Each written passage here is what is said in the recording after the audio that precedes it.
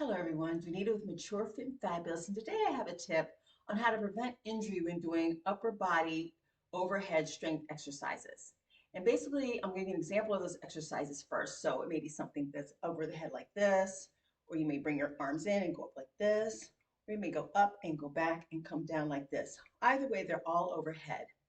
And when you're doing these exercises, your body should be straight and your legs should be slightly bent. A natural bend, not overly bent like this, but a natural bend. But one thing I tend to see is people straightening their legs like this. They're pushing up and straightening their legs, you know, to lift the weights above their head. Well, you don't want that to happen because A, your knee joints could get stripped over time like that. And then the other thing too is that you could end up injuring your lower back because you're also using your lower back at that point too. And your lower back is not supposed to be doing any exercise. In fact, if you're doing exercises and your lower back begins to hurt, you need to stop because that means whatever muscle you were working, it's not working anymore. So you need to stop so you don't injure your back. So I'm going to show you a stance today that you can do that will protect your back and your knees while you're doing these exercises because it's a stance where you can only use your upper body. And it's called a horse stance. So a horse stance, your legs are about hip width apart. And I'm going to turn the camera a little bit so you can see my feet.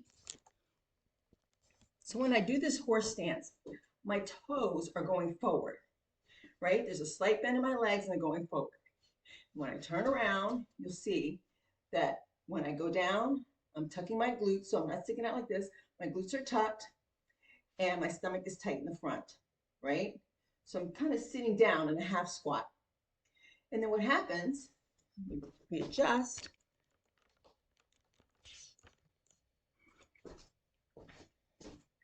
As I sit in this stance like this, and I go up, the only thing working is my upper body.